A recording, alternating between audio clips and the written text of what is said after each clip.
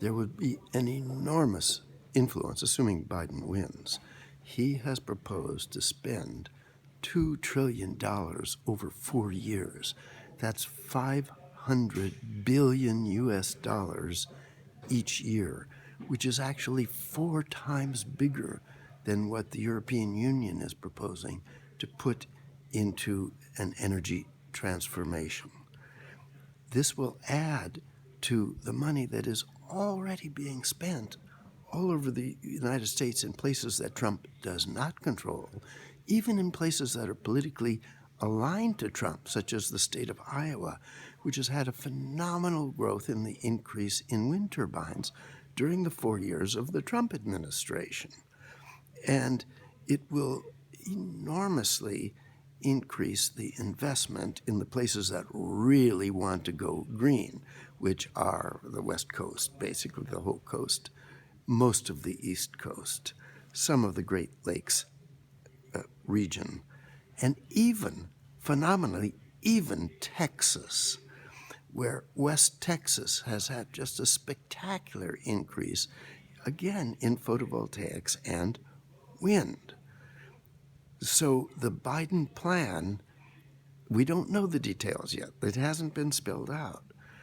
But it has to be a major issue, a major advantage over what's happening now. Secondly, one thing that is in the Biden plan is he's not going to forbid fracking, but he is going to hold companies responsible for the environmental damage that they have done and from fracking and even oil drilling in general, but especially fracking.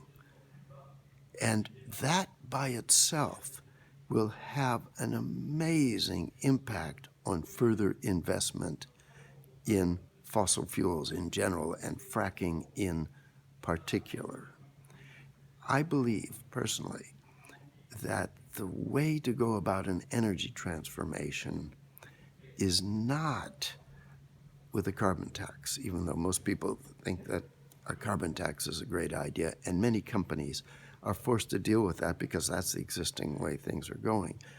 But I think it is much better, much, much better to go with tax sheltering new investment in renewable energy infrastructure. Just protect it from taxes. Forget about taxing the old industry.